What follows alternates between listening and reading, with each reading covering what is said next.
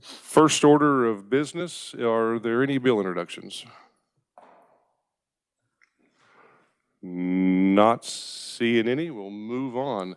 First item up today is going to be opening up a hearing on Senate Bill 260, and Mike will fill us in on that.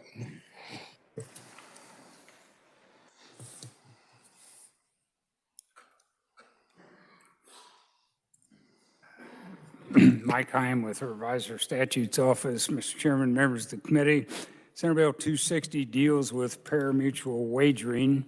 It amends 6 sections of the pari-mutuel law, basically to make it easier, I believe, for fair associations to have horse racing. Section 1 amends a couple of definitions in the pari-mutuel statutes. Horsemen's Association, it deletes a limitation that these ownership be Eureka Downs, Anthony Downs, or a facility adjacent to the premises used by a fair association. The same type of amendment is the definition of horsemen's nonprofit organization, again, deleting the Eureka Downs, Anthony Downs, and so on type of limitation. Section 2 provides that if a fair association intends to conduct live racing, then along with the application, they shall submit documentation demonstrating certain things, including that they will not operate in historic horse race machines, because that's provided for in a law that was passed several years ago. The Senate amended the bill dealing with licensure statutes. That's Section 3 of the bill. It's on page 9, and it provides that if the applicant for a facility owner's license or facility manager license, basically, again, they're not to operate a historic horse racing machines at a racetrack facility. Section 4 deals with the state racing fund and provides that if there's money in excess of the amount required for operating the commission, which is the racing commission, that 30% of the money would be credited from these tax revenues transferred to the Kansas Horse Breeding Development Fund, and 70% of the money be credited to a horse fair racing benefit fund. Section 5 deals with awards, and Section 6 deals with the horse fair racing benefit fund and how the money would be used. You've got folks that are more familiar with pari-mutuel racing than I am that are going to testify. Committee, any questions for Mike?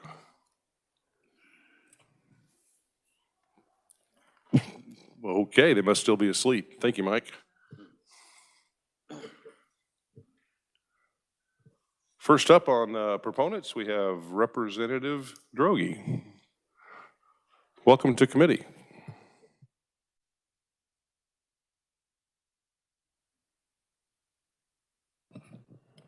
Good morning, committee. And obviously, I'm Representative Droege, and it's an honor and a privilege to speak in support of this bill that's going to codify the horse racing benefit fund. This legislation will reignite a horse industry that has deep roots in Kansas. In this state, horse racing dates back 150 years. Eureka Downs, and I'm from Eureka, has the oldest racetrack west of the Mississippi River, and it's the only remaining racetrack facility in Kansas. In the past, this industry generated thousands of jobs and millions of dollars in economic benefit to Kansas. I assure you, the city of Eureka, the Greenwood County Fair Association, and surrounding communities, and even the state and some of the neighboring states are even creating quite a bit of stir in the horse industry. We're excited to bring these economic development dollars back to the region and the state. Codifying this legislation will return what was once over $100 million a year industry back into our fold.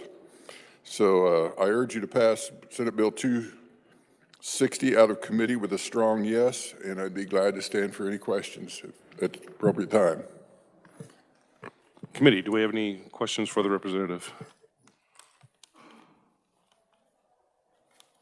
Sir, doesn't look like it. Thank you for coming. Next up, Jason Watkins. Welcome back. Thank you, Mr. Chairman. Jason Watkins here on behalf of the Golden Circle. We are in support of this bill. Just by way of some quick information, the Golden Circle is a historic horse racing facility that will be opening up in Park City, Kansas, hopefully in December of this year.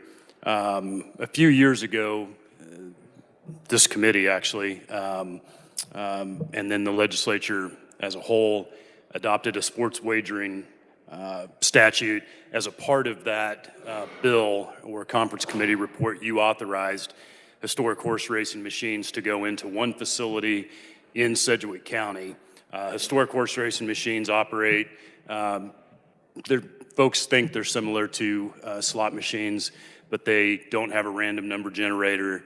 The outcome is determined by a horse race that was previously ran. This hearing is not about that, so if you want more details on that, we can talk offline.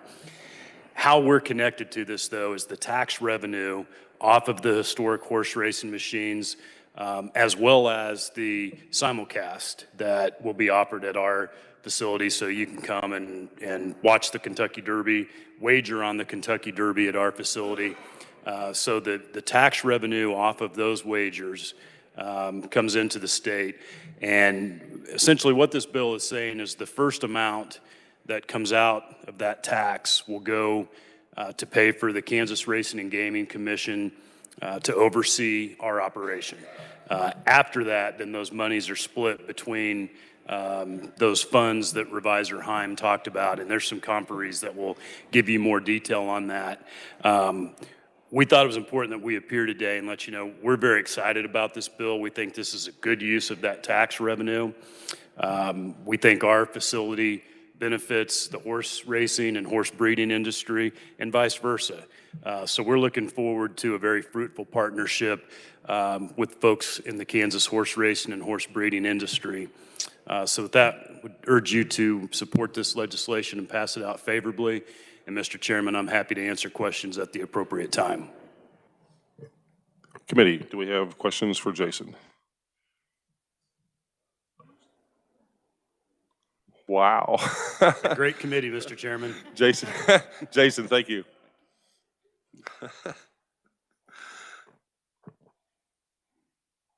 Next up, we have, is it Justine Staten?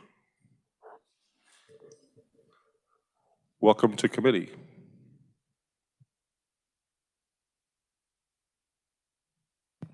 Good morning and thank you. I'm Justine Staten, Executive Director of the Kansas Horse Council, and I want to thank you, Mr. Chairman and committee, for allowing me the opportunity to speak before you today. I'll make a declaration. First off, horses are good for the soul, good for the community, and good for the state.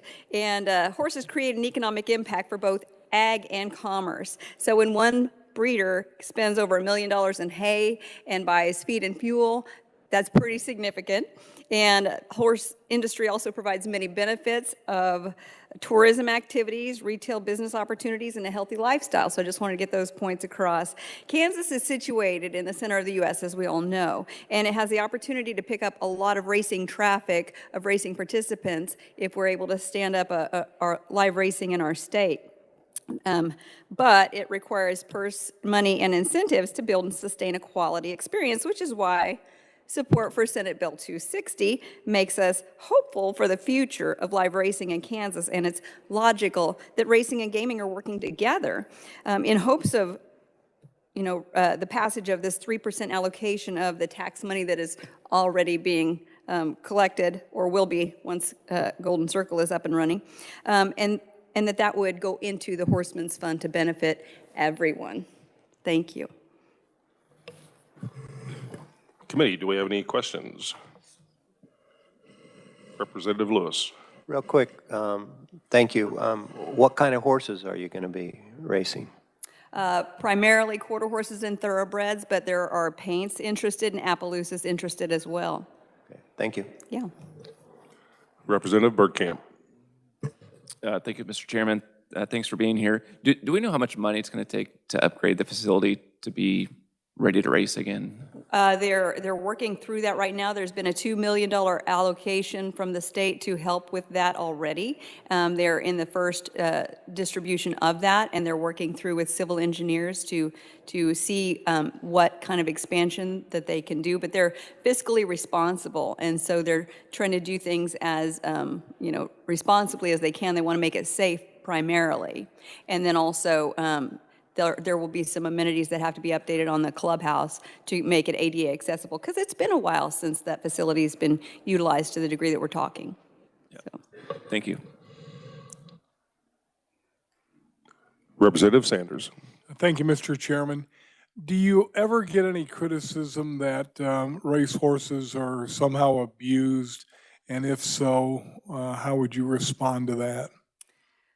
It's a fair question, and there is a segment of the public that might have that opinion, but just like athletes, these horses are very well cared for. In fact, the investment in those horses would make it kind of illogical to potentially damage or harm them in any purposeful way. So I would say the racehorse industry does an outstanding job of caring for their horses, and we can certainly try to educate the public if those comments and questions come to us. Thank you. Thank you, Mr. Chair. Committee, any other questions? Not seeing any. Thank you. Thank you. Next up, we have, is it Peach Maddle? Sorry if I mispronounced that. Welcome to committee.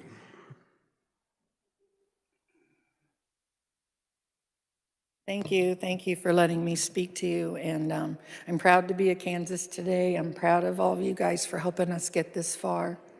We're cowboys and Indians. We love our horses, and we are very excited for the opportunity.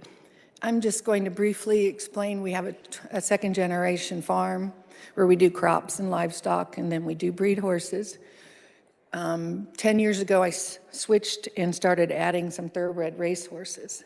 And so I've been enjoying that. It's our therapy, it's our everything.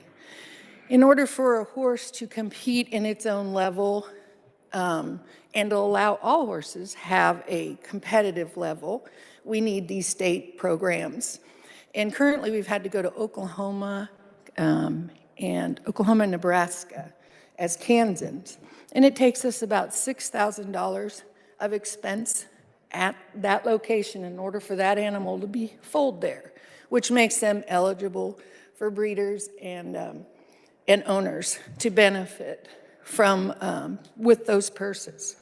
And the benefit helps the breeders and the owners create a horse that's sound and athletic instead of pretty. A lot of times breeders will breed for attractiveness, so to bring up the market price of their horse. But I think with these programs on these breeders' awards, it helps us try to balance athleticism so that the horse is successful in non-injury. As I do the calculations, we are so excited on our farm because if we bring our horses back and then we also have plenty of pasture to board or to allow other horses who are owned by state people in here to reside at our farm, it makes a very, very good impact on our current agriculture and our current farm bottom line without having to invest in any infrastructure. So I'm very proud in hopes that you will let us write our feed check to our Baldwin Feed Elevator, write our vet checks to K-State and Dr. Shelby Hayden, write our hay checks to the Yaleys and the Gilgises and those other people in our community who live off of the products of their ground, and help us write those checks to those people we live with. And please help us, and thank you for listening. So before I ask for questions, could I go ahead just for the record, have you state your name? Peach Model, M-A-D-L. Thank you very much, just for the record. Committee, do we have any questions for Peach? Oh, not seeing any. Thank you, Peach, for coming. Thank you. Next up, we have Kurt Eck. Welcome to committee, Kurt.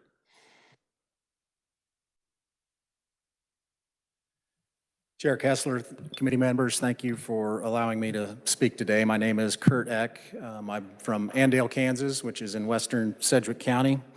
My family has bred, raised, and raced American quarter horses now for over 50 years. I'm also a member of the Kansas Quarter Horse Racing Association, and our board has members from all across the state, as far west as Coolidge, north to Concordia. One of our board members lives in Kansas City, down to Neosho Falls, and even as south as Independence. So we represent folks from all across the state who are very interested in this proposed legislation. If you talk to any of us, we all have a similar story to tell of days gone by when we were running at Eureka Downs or Anthony Downs or the Woodlands in Kansas City. And now usually the conversations start with, how was your drive to Oklahoma or to Iowa or to New Mexico or Nebraska? And, you know, the long hours and all of those, the dollars being spent out of state, each one of us says the same thing. What we're doing here today is not anything new. There are plenty of other states that have utilized historical horse racing as a way to complement the live racing industry within the state. 25 years ago, a racetrack in Arkansas came up with the idea of these historical horse racing machines, and they put them in, and they've been a huge success. Today, Oaklawn Park in Hot Springs, Arkansas, now hosts one of the most prestigious qualifying races to the Kentucky Derby. It's held every year in April. Tens of thousands of folks come to the town, support the races there. It's a great thing. A couple other states, Virginia and even Kentucky, who's the thoroughbred capital of the world, has also passed legislation that approved historical horse racing that supplements both the prize money for races, but in my opinion, more importantly, the breeders' awards within that state. One that probably is a little more comparable than those is the state of Wyoming. 10 years ago, they passed legislation approving historical horse racing. At that time, there weren't any racetracks in Wyoming, so similar to where we're at today in Kansas. Fast forward 10 years, and they have over $150 million economic impact with their racing and breeding industry. And this year, they're opening their 4th racetrack in the state. So they have a nice circuit where there's 4 different communities that benefit from that legislation that was passed. I think that the state of Kansas can be better than Wyoming simply for the fact that our proximity to Oklahoma. Oklahoma is a huge horse racing state. It boasts over a $500 million live racing industry in that state. And as Representative Droege mentioned, there are folks to the south and to the north of us that are very interested in what we're doing here. We hear from people all the time, are you going to get this thing done so we can bring some horses up and participate in the program? So we believe that with the rich history that the state has, that this thing could take off with the passage of this legislation. In fact, there was an economic study done it was, I think, 8 years ago now, and the author of the study referenced the term historical inertia. After I looked up what inertia meant, he said, and I quote, what he was talking about was why the state of Kansas still produces the state of Kansas produces the most quarter horse foals of any state that doesn't have live racing. And he was trying to describe why that was the case, and he used that term. And he said that explains why the Kansas equine industry is poised for a rapid restoration if the rejuvenation of in-state racing once again makes the breeding of a racehorse a worthwhile investment risk. So I believe that, the results of what this legislation can do will meet the expectations. On the personal side, the days gone by of taking family and friends to Eureka Downs, to Anthony Downs, it was unfortunate to see them close. But the connection of the horse and the Western way of life, I think, is important to support, and I appreciate you all's support in passage of this legislation. Thank you. Thank you, Kurt. Hey, when you were talking about Wyoming, I assume in their HHRs, they had a certain percentage, kind of like what we do here, what we have carved out? Yeah. Pretty much, almost mirrored, or? Yes, I think the percentages are a little bit different. Obviously, each facility has their own historical horse racing machine, so it's a little bit different than how we're doing things here. But yes, it's very similar. The breeding industry gets a piece of it, which is 30%, what we're talking about in this legislation, which goes to, every community in the state that raises a horse will get prize money for that animal if they do well. And so those dollars go back into, communities where those animals are being raised, not just the facilities that have the racetracks or the communities that have the racetracks. Committee, any questions? Representative Bergkamp. Thank you, Mr. Chair. Kurt, welcome to committee. Good seeing you again. Yeah, good to see you. Appreciate your testimony. Do you know why we lost all of our racetracks the first time around? What was the reason for that? So I'll give you, it's a really long story. The gaming legislation that has been passed over the years, it started all the way back in the 90s when the tribal casinos in Kansas City came in and created, additional gaming competition.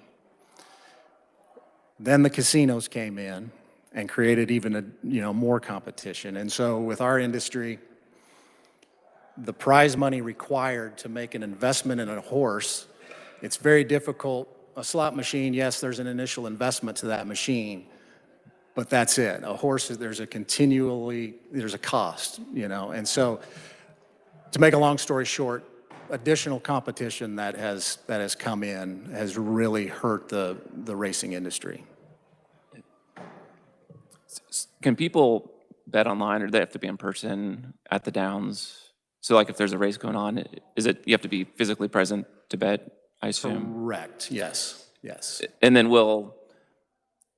and I guess just being Eureka, it's a little bit a ways from a population center, so it's a bit of a trip for people. It wasn't an hour from Wichita, maybe? Yeah, Eureka is roughly an hour away. Okay. Yeah, and just to comment on that, part of the other language changes in this bill compared to last year and previous years are, if the industry grows like we think it can, allowing flexibility at the regulatory level to maybe potentially bring another track online in the future, potentially in a larger population center or elsewhere. Yeah. Yeah, makes sense. Thank you. Yeah.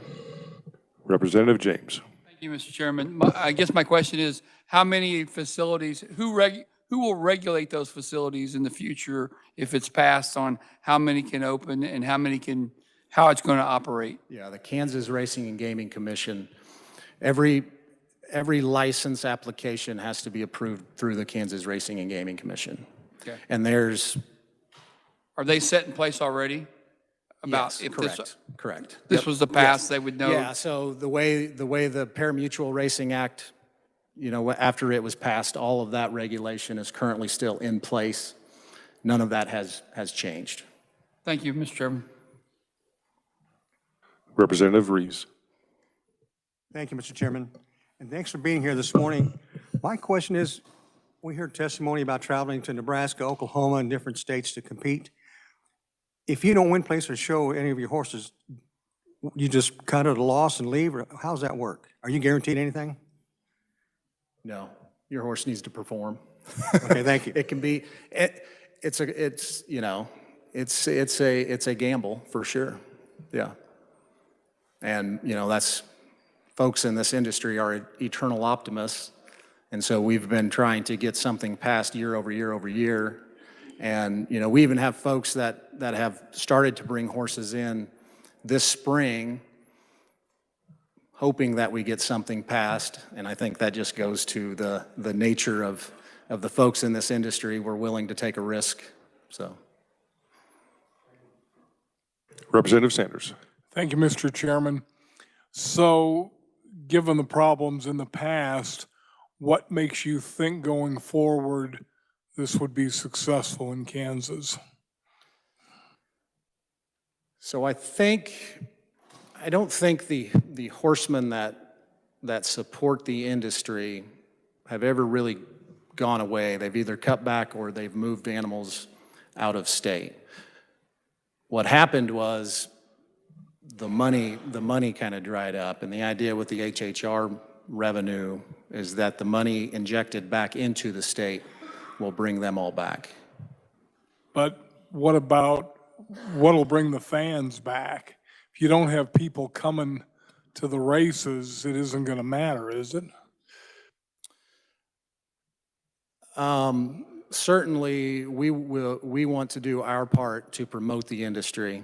You know, I think since COVID, you look at the rodeo industry and the amount of fans now that go to rodeos, it has really taken off in the last 4 years. And I think the entertainment value of a day at the races where you can bring your family, you can bring your friends, is just another quality of life thing that we can bring to the state outside of the economic impact and things like that. Thank you. Thank you, Mr. Chair. Representative Corbett. Thank you, Chairman. I think you got a good thing going here. You got to give it a chance. It seems like in Kansas, 49 other states have to do it before they think, maybe we got to try this. And I sit in these committees, and Kansas is never #1 in promoting any economic development. So I hope you make it, and thanks for coming. Thank you. Committee, any other questions? Representative Osman. Thank you, Mr. Chair. I have a question that's just sort of more of a general informational question, and I don't know which of the proponents might be best to answer that. I can certainly ask this of you, but I just wanted to find out two related questions. One is approximately how much money are we talking about that would be transferred over to the Kansas Horse Breeding Development Fund and the Kansas Fair Horse Racing Benefit Fund? And the second supplemental question is, that money is currently in the state racing fund. What is it being allocated towards? I don't know if you know this or if another proponent might know this. There's currently not any money coming into the state racing fund because the historical horse racing facility hasn't opened. I will defer to Mr. Watkins on what the projections would be for how much money we're talking about going into each one of those funds. But currently there's zero until that facility opens. Committee, any other questions for Kurt? Not seeing anything? Right. Thank you. Jason, would you like to expand on that? I mean, do you have projections or anything that they're talking about, or just it's zero right now and who knows? I heard some numbers and I mean, they seemed actually pretty high, but I mean, or pretty optimistic, I should say. Yeah, thank you, Mr. Chairman. Jason Watkins, Wichita Golden Circle. You know, the numbers are all over the board until we get open and really see what kind of draw we have. I think we have our projections. Racing and Gaming has their projections. I think our competitors have their projections. You know, we're probably in the neighborhood of maybe 6-8 million in tax revenue that comes in, roughly. I appreciate that. I didn't mean to put you on the spot there. Yeah, I'm just hoping I'm not in trouble with my boss. Well, that's all we really had speaking today in person, except I would kind of like to point out real quick, and speaking of putting people on the spot, but our body, our representatives here, we all do a number of things, come from a multitude of backgrounds, but we do have, and horses are no stranger to actually a lot of our members, but we do have Representative Schreiber standing in the back. Representative Schreiber is in this space. He does have racehorses. He does travel a lot. He does not race in Kansas, obviously, but Representative, would you like to just say a couple words for just a minute?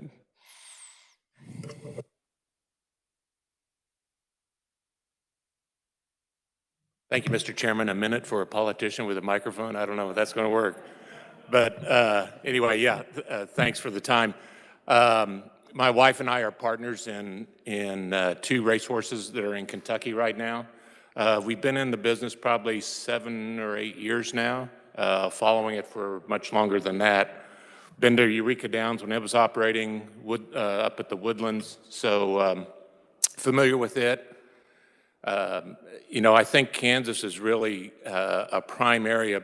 They've mentioned the tracks in Iowa and Oklahoma City and so forth, but if you'd go up 35 up to Minnesota, there's Canterbury Park, then you come down to Des Moines and it's Prairie Meadows.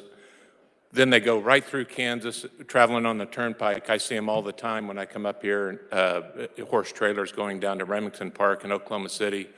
They can go on down to Lone Star at Fort Worth and on down to Sam Houston near Houston if they want to, but it provides a good circuit for the trainers in this area. In the Midwest, we really don't have a huge presence here, but it is growing, and I think Kansas is primed to catch those trailers moving up and down the turnpike. Would you be able to answer some questions real quick? Sure. Representative Clayton. Thank you. Thank you for being here, Representative. I'm not going to believe a word you say until you post pictures of what you and your wife wear to the Derby. I expect those outfits to be solid. So thank you for being here today. Thank you. Not seeing any other questions. Thank you, Everybody asked me Representative. for my pick for the Derby. I don't know yet. It's a ways. Everybody You gotta wants to watch see the that hats. race at Oaklawn and see how that turns out. But it's, you know, can I tell one good story? So, well, good story. Well, so Mr. Eck was he's a quarter horse guy, and D. Wayne Lucas, who's now a thoroughbred trainer, very well-renowned Hall of Fame type trainer. He actually came through Emporia when he was racing quarter horses, stopped at the Emporia Fairgrounds where there was just a small fairgrounds type track just to get his horses primed up for the Kansas Futurity at that time.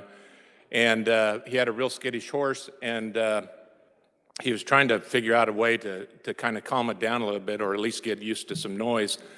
So he went over to grade school, which is just 2 blocks away from the fairgrounds, with a handful of $50 at recess. Now, you couldn't do this nowadays, but you know, he bribed the kids to come over to the fairgrounds grandstand, yell and scream and throw stuff and everything else while the horse was going. And it was in his book, his biography, and we happened to be paddock next to him about a year ago.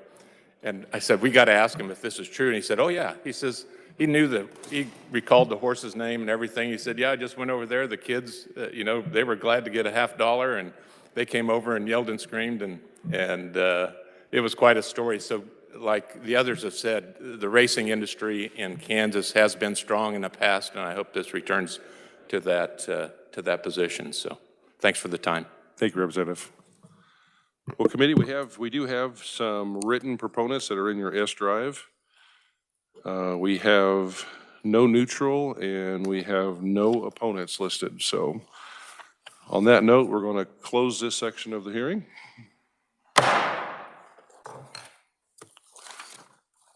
Next up, we're going to have a hearing on open up HB 2379, and Mike will get us started on that.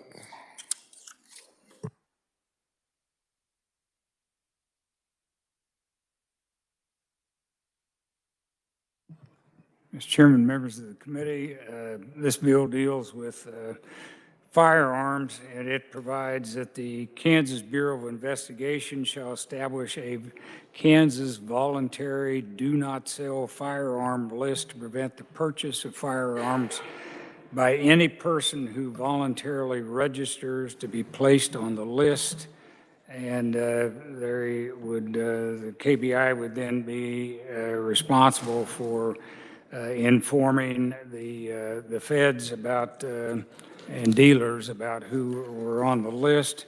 There's a provision that the KBI shall withhold from public disclosure all information regarding a request to be placed on the list or be removed, except the information can be disclosed to the law enforcement acting in the performance of their duties.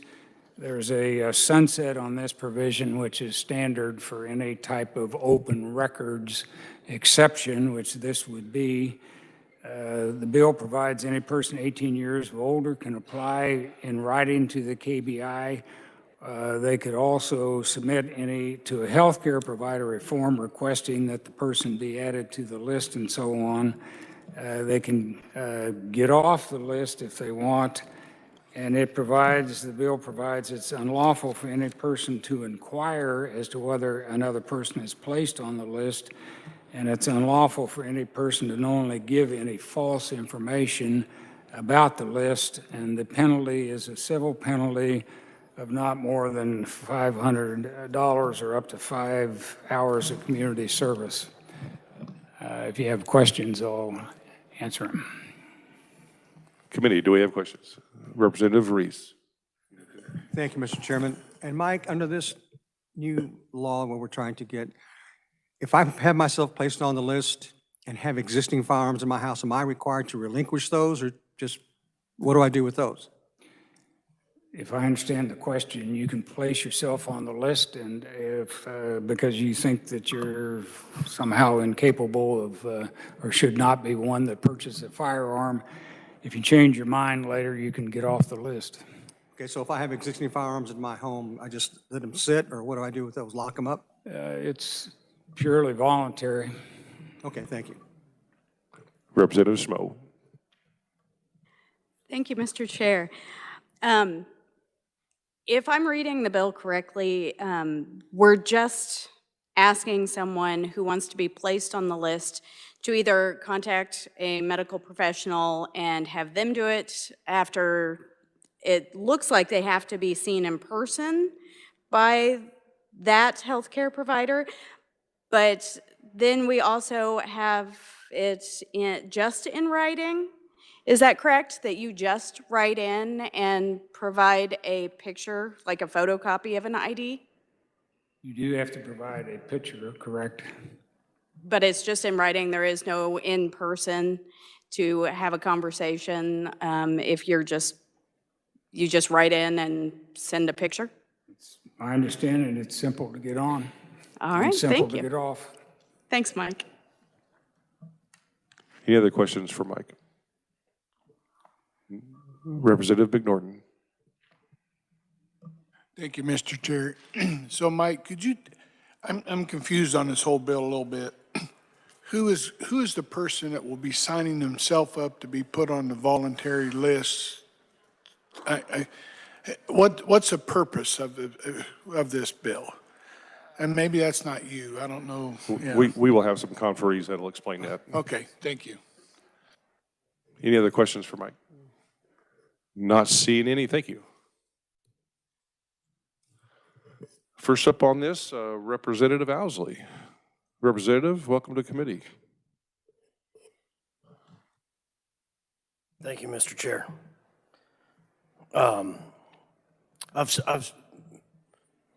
Committee, thank you for being here this morning. Happy Mental Health Advocacy Day. I'm not going to read my testimony, but I recommend you do. It turned out pretty well, but I think there are some other conferees that can cover a lot of what is in it a little bit better.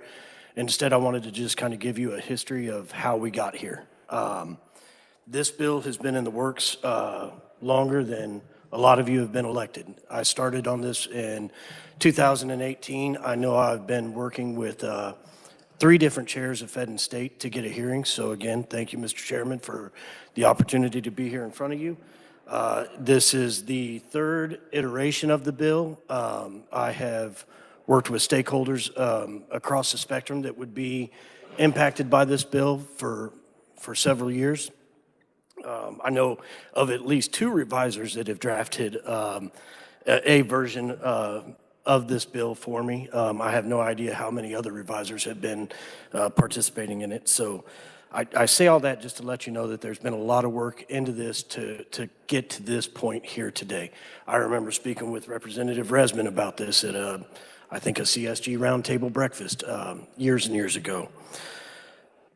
This came about when a good friend of mine lost a dear friend of theirs. And they lost their life by the impulsive purchase of a firearm. And we got together, me and my friend, afterwards, and like, how can we turn this tragedy into something beneficial? And we came up with this concept. And at that time, I had no idea of any other state with any similar laws. So it was a tall order. I'm talking about firearms in Fed and State in the Kansas House of Representatives. But the point was that if this had been an option, her friend, at a moment of clarity, battling suicide ideations and depression, could have signed themselves up for this list. And it's like the revisor said, simple on, simple off. No questions asked, no permission slip, no doctor's orders. And so we started down this journey. Since then, 4 other states have passed similar legislation, and I'm sure another conferee will discuss that. But the medical portion that was brought up by the vice chair, that came to us from Utah. Utah, when they passed a bill like this, they were thinking, how are we going to advertise it? How are we going to utilize it? Because it's not going to be a highly utilized list, right? This isn't going to be for a large percentage of the population. But the percentage of the population that would utilize this, it could be life-saving. And that medical piece came from there as an idea to promote this. When you go to the doctor's office, they ask you, have you eaten today? Are your bills paid? And just a simple question that it's another way to get yourself on the list. I discussed with a couple of veterans groups, PTSD and suicide is high rate in veterans, and they brought up, the relinquishing firearms. They said the big problem with this for my members is they already own firearms. And I said, well, I can't touch possession of firearms. That's a non-starter. Law enforcement's not on board with it, and I don't think that I can get that a chance in the Kansas House. At the time, I didn't know a whole lot about suicide and its impacts, or even the preventative measures that you could take. And in discussions having around the state, I did discover that a lot of law enforcement agencies, if you are experiencing bouts of depression and suicidal thoughts, that you can relinquish your firearm to law enforcement, and they can stick it in the evidence room for safekeeping. So it might not be an option everywhere, but for those out there that might be listening that didn't know that that was an option, I think it is. And I've actually just recently heard of some gun stores that would provide the same service for individuals. So I guess I'll get out of the way and let the experts and those with personal experience get in front of you, and I will stand for questions at the appropriate time. But I do urge your support for SB 2379. Like I say, I think it'd be life-saving legislation. Thank you, Mr. Chair. Thank you, Representative. Committee, are there questions for the representative? Representative McNorton. Thank you, Mr. Chair. Representative, you hear my question earlier, so you answered part of that, I think. So this is really somebody who may be struggling with mental health, bipolar, maybe even, so when they're cognizant, they're going to put themselves on the list, and in a time of need or whatever downturn, they don't go buy a gun and shoot themselves or somebody else, is basically what you're trying to prevent. Does that sound right? That's the intent, yes. Okay. And like I say, the more I've learned about suicide and suicide attempts, we know that firearms are the most lethal method, and time can be life-saving. Originally, one of the drafts of this bill had a longer waiting period to get off the list than it did to get on the list. And in talking with experts in the field, they said oftentimes, 15 minutes can make a difference from an impulse, and the 48-hour period would certainly provide that cool down time. Thank you. Thank you, Mr. Chair. Representative Schmo. Thank you, Mr. Chairman. I've got a couple questions for you. First and foremost, I want to hit on the relinquishing part. There are organizations that do operate in that. In fact, I want to give a shout out to Wichita Range 54 actually participates in that with Hold My Guns. So there are options that are available that you can already be on their radar so that if you come into their shop, then they already know without the state getting involved. Also, they will hold firearms for somebody who is in a crisis or a family member in crisis and things like that. And so we do have non-state options that you don't have to go through the law. More importantly, is there anything in the bill that would, like, how many times can you put yourself on and take yourself off the list before the KBI just goes, all right, you're staying on? Is there any number of times that you can go back and forth? The bill's silent on that. All right. I guess my biggest question with this is, why are we looking at the option of creating a do not sell firearms list instead of focusing on the root cause? Because I do notice that there aren't any provisions in here for the person to actually take the next step and seek help. So what are we doing when we're just limiting the legal through an FFL purchase of guns instead of actually addressing the root cause of maybe getting them an evaluation? How come that's not in the bill? It's not in the bill. That wasn't the intent. If we want to talk about different policies that we could put in place to prevent suicide and uplift people, I'm happy to have that discussion. This bill came to us with a specific purpose to put yourself on an already existing national instant criminal background system. This is already an option for other purposes. We're just asking for this to be an option for an individual to protect themselves. I understand that. I'm just very concerned that we're taking away one option when they can still actually access firearms in other ways instead of addressing. But I appreciate that. Thank you. Madam Chair, and I understand what you're saying. You know, it doesn't have, you know, the gun show loopholes and whatnot like that. And if we want to talk about, you know, national, you know, background checks, you know, for all sales, I'm happy to have that discussion as well. But that's, I want to be very specific. That is not this discussion. And, you know, another conversation that's come up over the years is, well, firearms are only one method. You know, people can take their lives in any number of methods. And I'm well aware this would not have saved my friend. You know, my friend did not die by firearm suicide. I get that.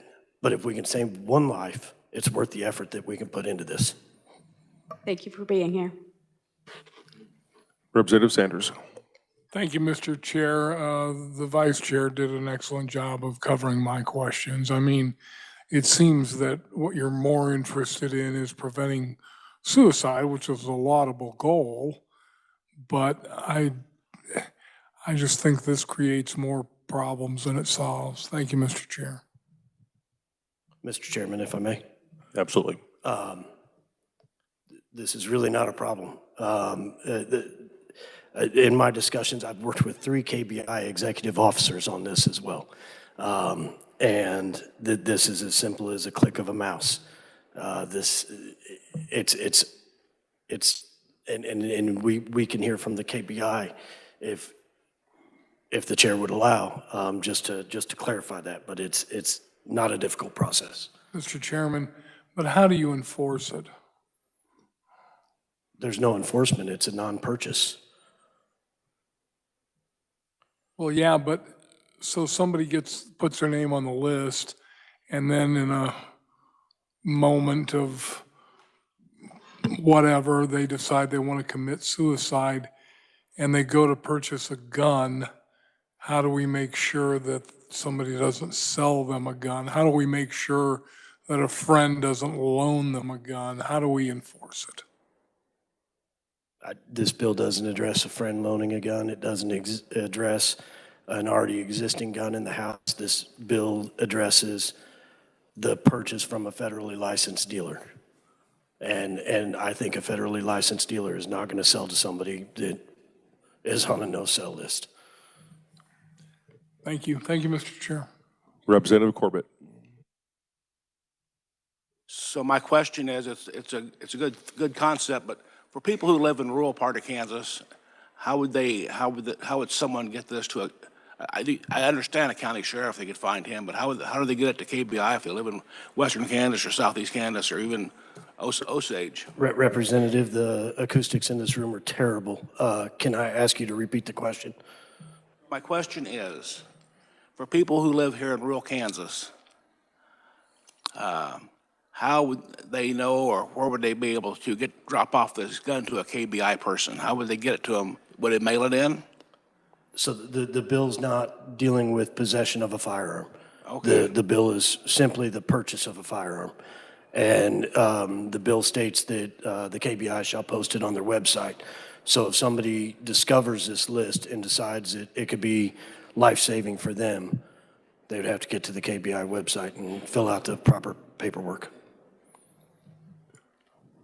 Representative Clayton.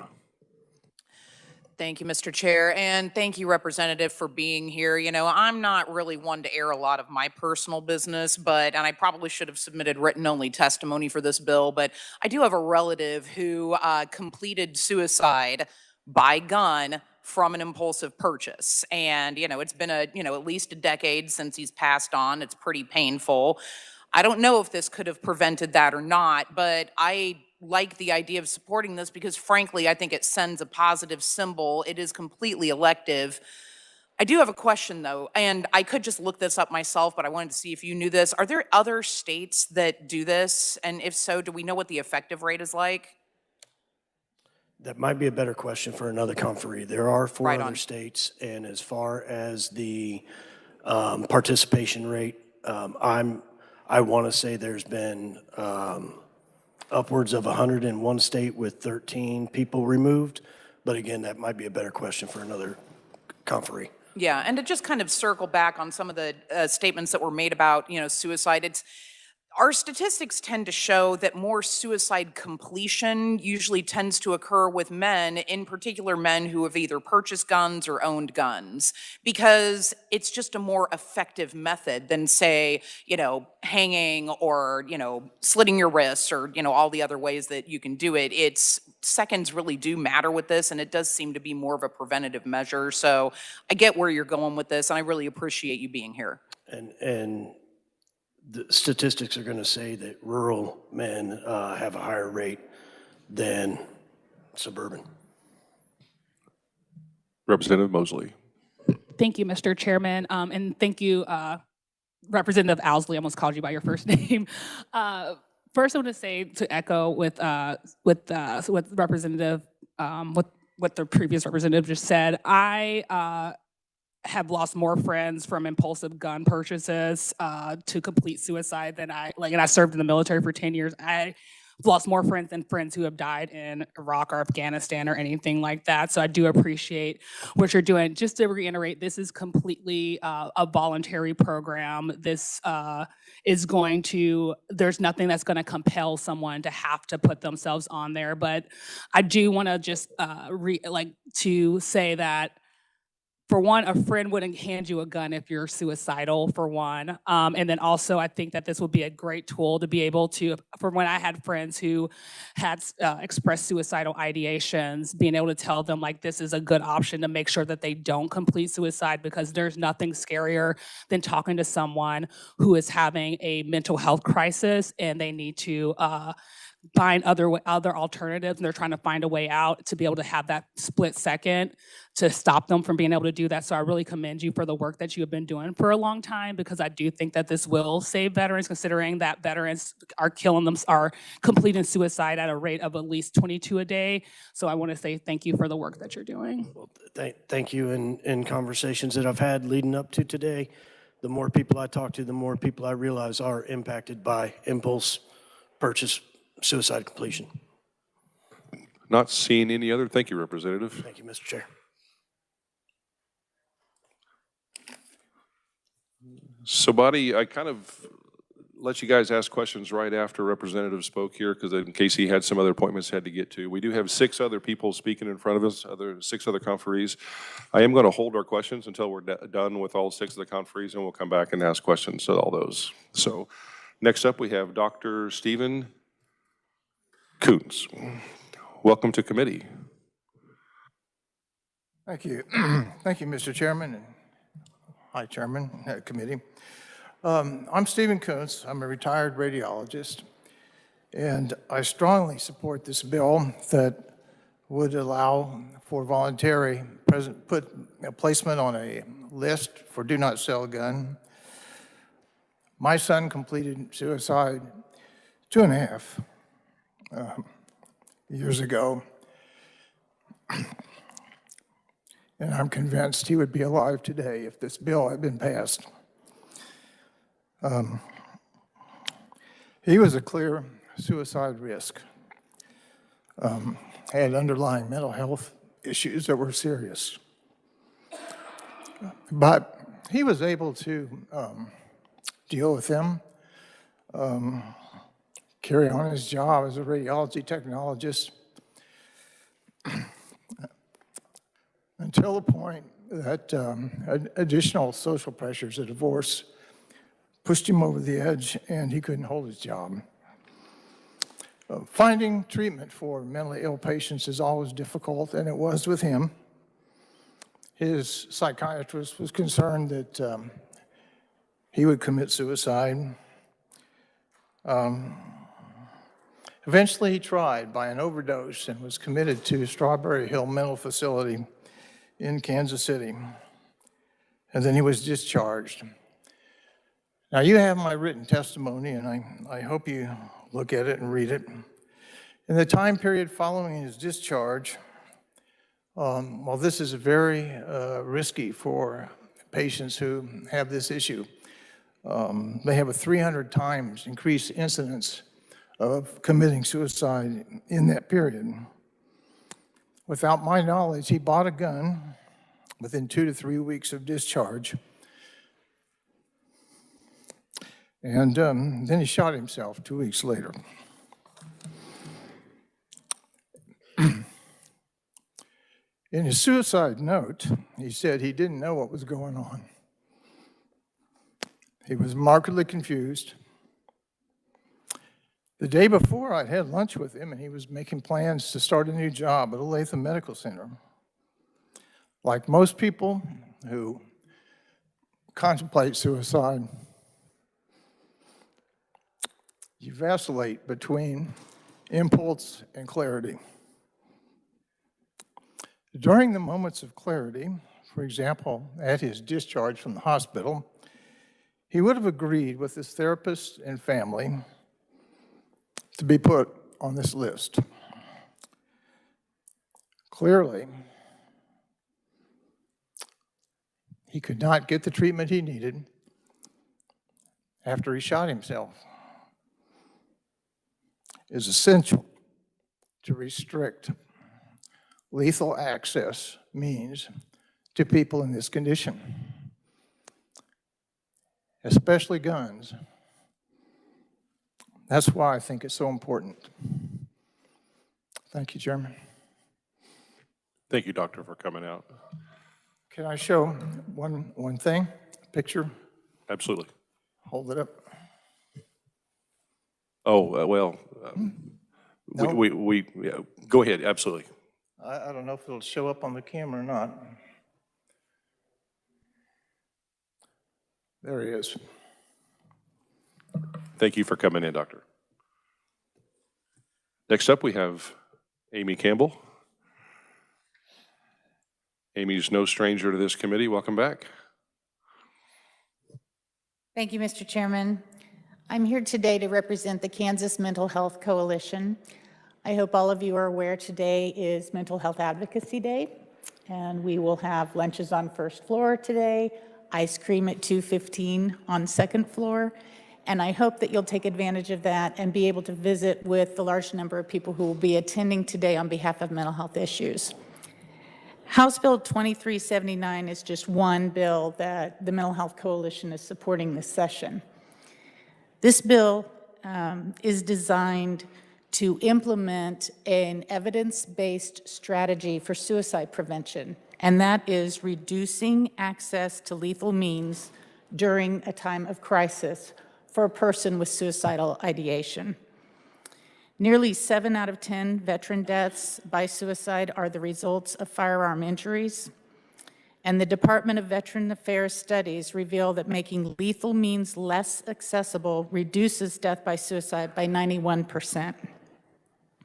Additionally, 90% of individuals who survive a suicide attempt do not attempt again. This bill is a very simple approach that simply adds an additional tool to the toolbox for an individual who is aware of their own situation and the risks of suicidal crisis in their own lives. It's very similar to the Kansas Voluntary Exclusion Program for problem gamblers that allows problem gamblers to acknowledge that they have a problem and to prevent further harm to themselves by joining a self-exclusion list that is monitored by the Kansas casinos. Reducing access to lethal means is a strategy that is embraced by the United States Army. It has a prevention strategy program called Pause to Protect that recognizes that working with local gun shops, particularly those near military installations, to offer secure storage options to service members, and involving family members to voluntarily remove lethal means from a person's home during times of crisis is another useful way of limiting access to lethal means. The means restriction for suicide prevention study published in 2018 states that limitation of access to lethal means, so-called means restriction, is an important population strategy for suicide prevention. Although some individuals might seek other methods, many will not. And when they do, the means chosen are usually less lethal and are associated with fewer deaths than when the more dangerous ones are available. I think you all have asked a lot of really good questions here. I want to emphasize that this bill is only dealing with individuals who want to self-exclude from firearms purchases. I worked very closely with a gentleman from South Central Kansas when I was on the 2019 Mental Health Task Force. His son he had visited the local gun shop and talked to them about not selling him a gun if he ever walked in there in crisis because they knew of the potential. Unfortunately, that had not been done at the gun store that was close to his college in Wichita. And so he ultimately, on an impulse, purchased a gun and ended his own life within an hour of that purchase. This bill would have provided him the ability to have widespread awareness of his wishes to be restricted from gun purchases.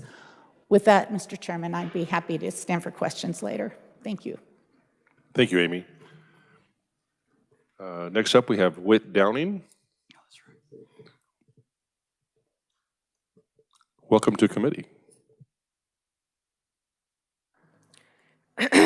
Sorry, excuse me. Chairman and members of the committee, thank you for the opportunity to submit testimony today in support of HB 2379. My name is Whit Downing, and I am here in support. I wholeheartedly want to be able to put myself on a no-sell list for firearms. I am an avid Rubik's Cube lover, a proud cat mom, an aunt, a sister, a daughter, and a friend. I lead a statewide mental health support group, and I work to make the world better for people with disabilities and mental health conditions. I am so many things, and what I never want to be is just a person struggling with suicidal thoughts, and yet those thoughts are a part of my reality. I live with autism, depression, and PTSD. I survived a suicide attempt 2 years ago in July. I've spent countless hours, days, and weeks in psychiatric hospitals. I recently gained my first full-time job with the Kansas Council on Developmental Disabilities.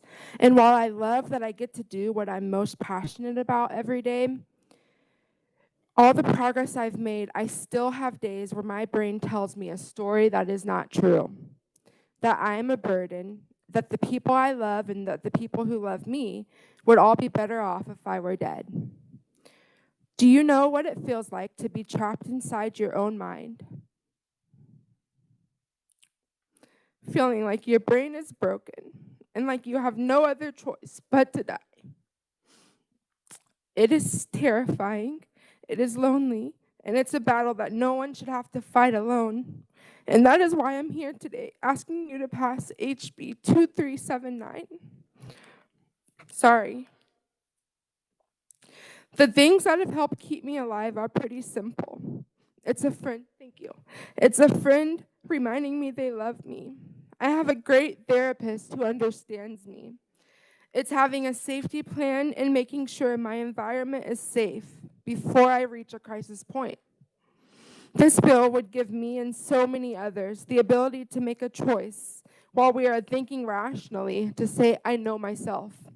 I know my struggles, and I want to protect myself from a moment of desperation. I cannot count the number of times I have begged my own brain to let me stay. I cannot count the number of times I have whispered to myself to just hold on through the night. I want to live. My biggest fear is dying impulsively by suicide. I want to keep being an aunt, a sister, a friend. But I also know that when my thoughts become too intense in my head, I don't always trust myself to make the safest decisions. If I could put myself on a no-sell list, it wouldn't take anything from me. It's voluntary. It would make me safe, and safety in moments of my mental health crisis could mean life or death. I don't want to become another name on a list of lives lost too soon by suicide. And I don't want my family to sit in a room like this someday, not testifying about something like this in support of suicide prevention, but testifying in memory of my life. Please pass HB 2379. Give people like me the option to choose to stay alive before a crisis takes that choice away. Thank you for listening, and I will stand for questions at the appropriate time. Thank you, Whit, for sharing your story. Next up on WebEx, we have Professor Vars. Professor, are you with us? I am. Am I coming through? Absolutely loud and clear. Great. Good morning. My name is Fred Vars. I'm a law professor at the University of Alabama, but I'm here speaking on my own behalf. Thank you for this opportunity to test in favor of House Bill 2379. Suicide claimed the lives of over 49,000 Americans in 2022. A majority of those deaths involved a firearm. Firearm suicides outnumber homicides by a wide margin.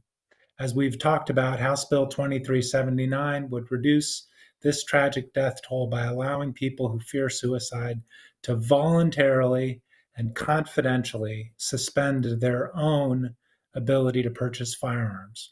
No one is forced to participate, and no one's guns will be taken away. A person on the list can even choose later to have their name removed, which would be automatic. No questions asked, no health screening, nothing. They just get back their right to buy a gun. We know that even a short cooling off period like this will save many lives. That's because suicide is often impulsive. With a gun, there are no second chances. When people do get a chance after a suicide attempt, only 10% go on to die by suicide. 90% of suicide attempt survivors ultimately choose life. Would anyone sign up? People already are signing up. The 4 states that have adopted include Utah, Delaware, Virginia, and Washington State. Over 100 people have signed up, and 13 people at last check in the fall had changed their mind and gotten back their right to buy a gun. So the system already has been proven to work, and it's been proven that people will take advantage of it. Who else would sign up? I would. I have bipolar disorder. I've been suicidal. A terrifying 15% of people with bipolar disorder die by suicide. If I had had easy access to a gun at certain points in my life, I might already be one of them. People who have never been severely depressed cannot understand what it's like. You lose joy, you lose hope, and you lose the ability to make rational decisions. However, like most people with mental illness, I have periods of clarity. During good times, I want to protect myself against future dark days. So do hundreds of other people. I anonymously surveyed 200 people receiving psychiatric care at a major medical center in the Southeast. Nearly half, 46%, said they'd sign up for a proposal like this. Please support House Bill 2379. Help us help ourselves. And I'll stand for questions at the appropriate time. Thank you. Thank you, Professor. Next up on WebEx, we have Aaron Nathan. Are you with us, Aaron?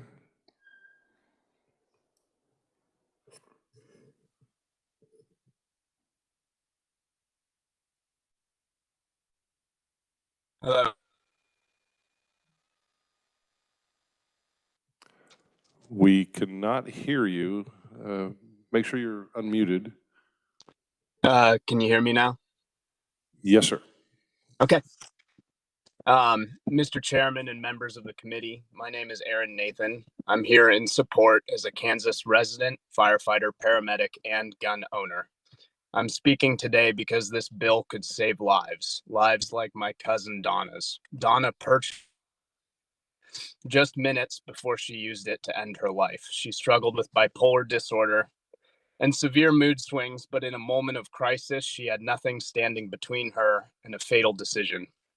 I've served as a firefighter and a paramedic in Kansas for over 10 years, and I've seen many suicides, almost all involving guns. I also lost my grandfather, Rob, and Uncle Bill to suicide. All three family members had bipolar disorder. As a gun owner, I want to stress that this bill does not take rights away from anybody. It simply gives people the power to voluntarily protect themselves from themselves when they know they might be at risk. People can be completely rational one day and in deep crisis the next. This bill lets them plan ahead and keep themselves safe. I urge you to support HB 2379. It's a common sense voluntary tool that could prevent other families from experiencing the kind of loss mine has. Thank you. Thank you, Aaron. And next up on WebEx, we have Karina Nathan. Hi, I'm Aaron's cousin. My name is Karina Nathan, and I'm here in support just by myself for my family and for my mom, who recently died by shooting herself in the head at our favorite park.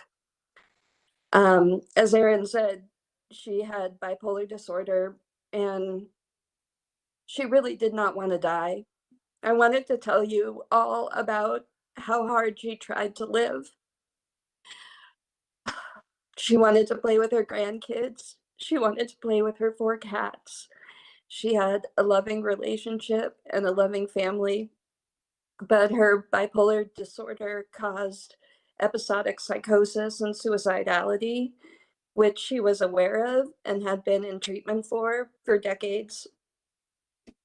When her most recent episode took form, she immediately took proactive steps to protect herself from suicide every way she legally could.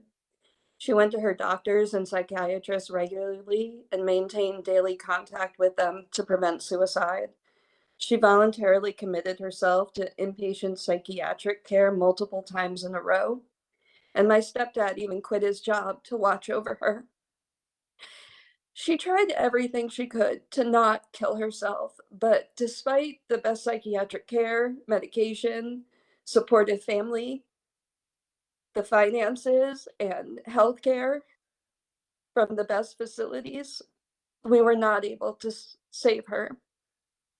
The day she died, my family called the police 5 times for help to prevent this, but they could not prevent her gun purchase.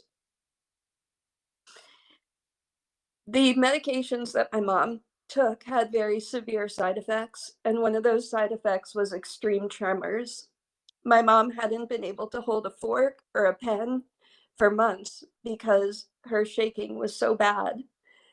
But the gun dealer still sold her that gun that day. And minutes later, she was dead. Had my mom been involuntarily committed, or had she been a criminal, she would have had this tool and she would be alive. But because she took it, she was not given this simple tool. My mom would not have gone to a gun show on a Tuesday morning at 9 a.m. She would have not felt comfortable in that environment, and she wouldn't even have known about them.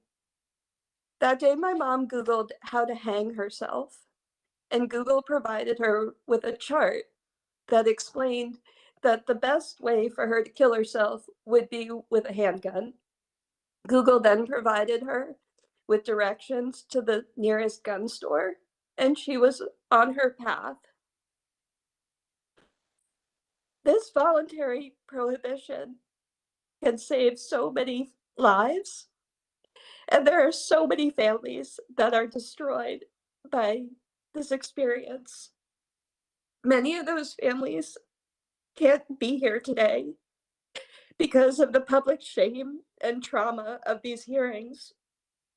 So I ask you also to have compassion for those families and for every family, because every family will face this at some point, and this tool could really help.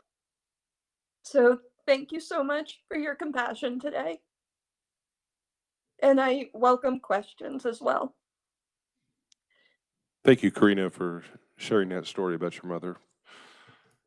Body, that's all we have in person, so we're going to turn to some questions. So first up, I'd also like to point out, if we have some more technical questions, I don't know if you will, but if by happen you do, Bob from the KBI has graciously appeared and would answer some technical questions if you have some about that too. So, but we'll start off with Representative Schmo. Thank you, Mr. Chair. And first and foremost, before we get into this, I know I speak for all of the committee when I say that I am so very sorry that we are even having to have this conversation, that we are having to engage in the fact that people have felt the need to take their life. And my sympathies and my empathy go out to the families who are dealing with this, and I know that we are all affected by that. That being said,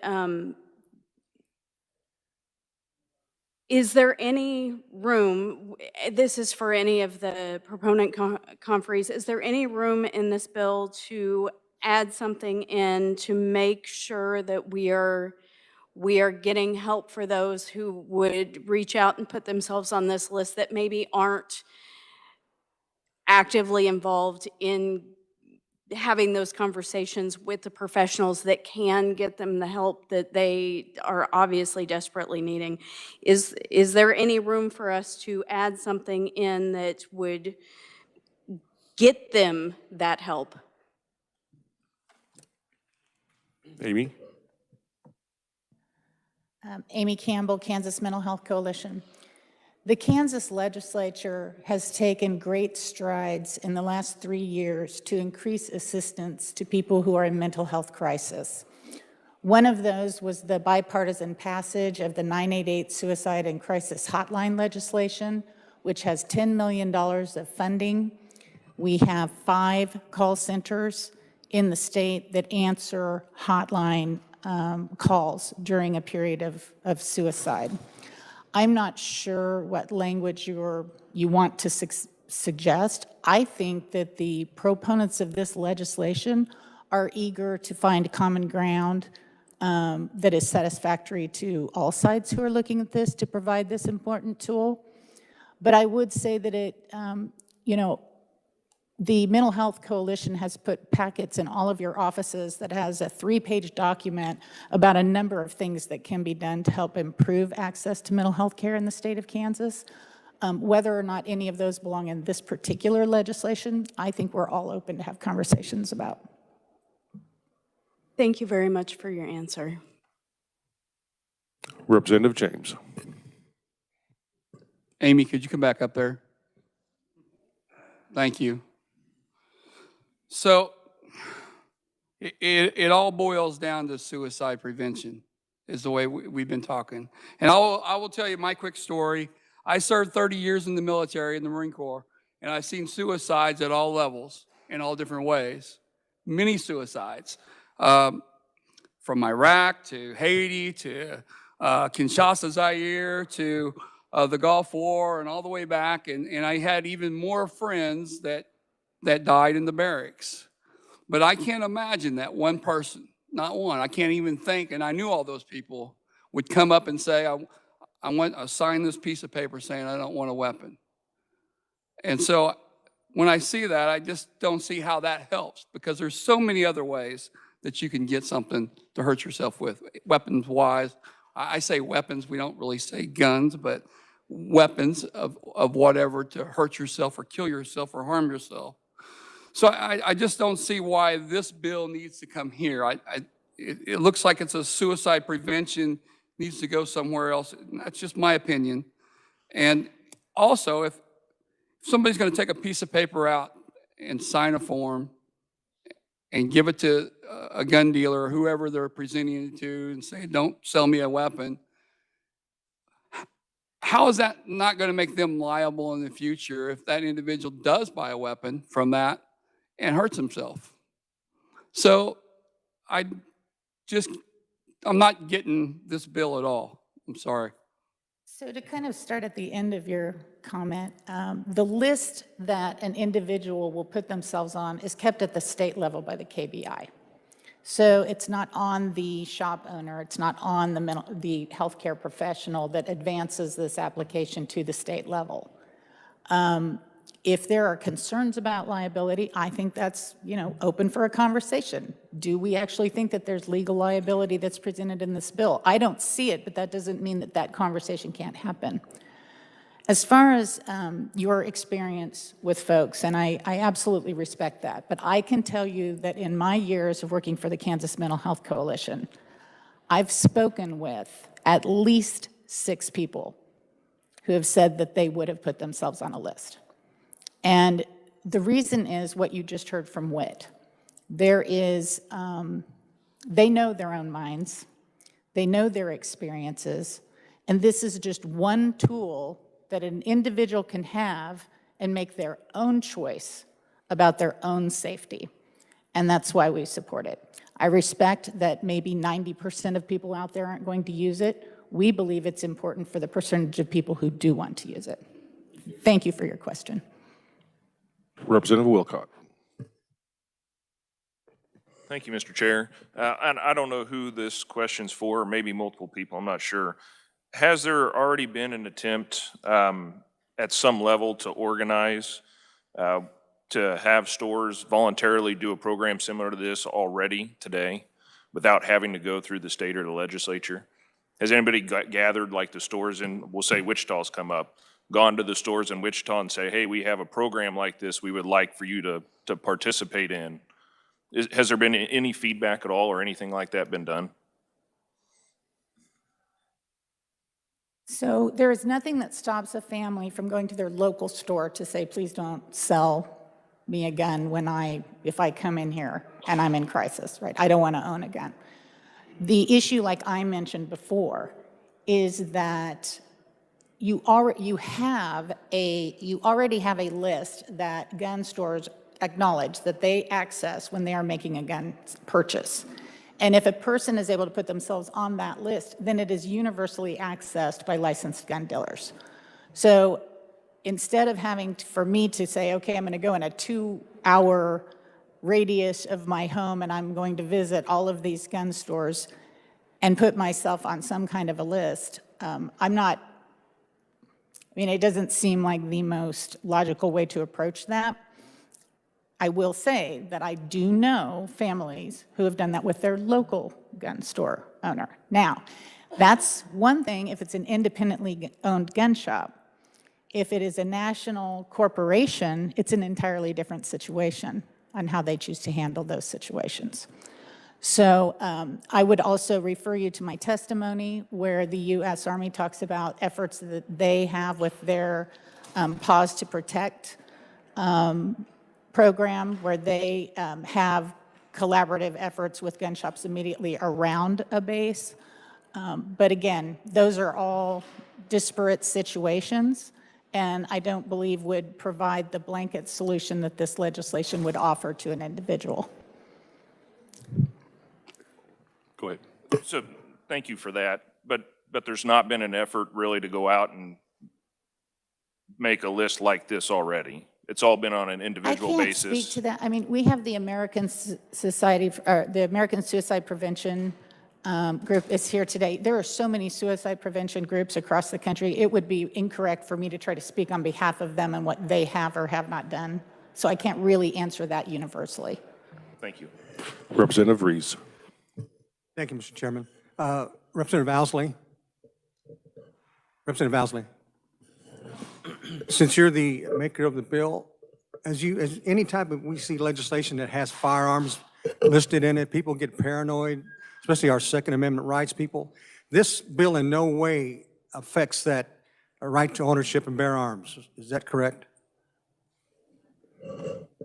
Representative, thank you for the question. That is correct. And actually, I'm sitting back here in the gallery listening to the last question, and it reminded me of a time prior to politics when I had a friend who was quite literally off his medication. And the Bullet Hole is a shooting range in my district. And I went into the Bullet Hole and I asked them, I said, hey, I got a friend I'm worried about. You know, he has the potential to harm himself or others. And he's like buying firearms with every last dime he could find. He was and I was like, you know, I don't know if I need to be concerned or when I need to be concerned, but, and they said, you're a good friend. I said, well, then what can I do? And they said, nothing. You know, it's a Second Amendment constitutional right to bear arms. So without this tool, I don't think there's a way to petition a legally or a federally registered firearm dealer for a no purchase. So,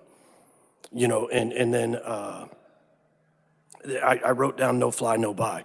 You know, if you're on the no fly list, you're also on the no buy list. So these dealers, these federally registered dealers are already, providing this service in one manner or another. And in my discussions with KBI, you know, there's already that list to put an individual on NICS. And if the passage of 2379 is to come to fruition, this would just be a box that they would check when they're putting on that list that it's according to state statute. And I hope that answered your question, Representative. Thank you. Representative Sanders. Thank you, Mr. Chairman. This is for Amy. Did I understand you to quote a statistic about if a person has a failed suicide attempt, percentage-wise, how often are they likely to try suicide again? So 90% of people who have failed at their first suicide attempt do not attempt again. And I think one of the reasons for that is that often that suicide attempt is a cry for help. And if they can survive it, they then go on to access assistance, treatment, and support. You would be amazed how many families are completely unaware that their loved one is considering suicide. It's something that we hide. So for us, that's a very optimistic statistic. And what it means is if we can make sure that you live through this crisis, your options for living a normal, long life are very strong. Thank you. Thank you, Mr. Chair. Will not seeing any other questions. Thank you for that. So I would like to point out that we do have some written proponents as well. Neutrals, we don't have any, but we also have a few written-only opponents as well that are in your S drive. Those are in your packets if you'd like to please review some of these. With that, we're going to close the hearing on HB. I'm sorry, Representative McNorton? Go ahead. Yeah, Representative was trying to get in to your attention to. Thank you, and thank you, Mr. Chair. If I could just make one more comment. You know, we discussed prior to this hearing, this is why we have hearings, to flesh out bills, to flesh out ideas. So to comment on, is there room for negotiations in the bill? Absolutely. That's the way the process works. That's why we're here today. And you know, we heard from a firefighter. We heard from individuals pleading to put this tool in their toolbox. And I hope you all do go through and read your testimony, because I'm sure you'll find links in there to the impacts of a single suicide, not only to the immediate family members, to the first responders, but to the community members, to their you know, organizations, to their employer, to the economic impact. And again, I just think this is a good thing we can do for Kansas. Thank you. Thank you, Representative. We're going to close the hearing out on HB 2379. So, body, we were going to work a couple bills that we heard earlier this week, but we're kind of running out of time. And I think there's another committee waiting to come in right behind us. So we're going to move this off. We will plan on doing this next Tuesday. So next Tuesday we'll meet and we'll run through some bills and play catch up on Tuesday. So I'll revise the schedule. We'll get that printed. It'll be sent out this weekend, but go ahead and plan on no meeting tomorrow, no meeting Monday, but plan on meeting on Tuesday. Thank you, committee. We are adjourned.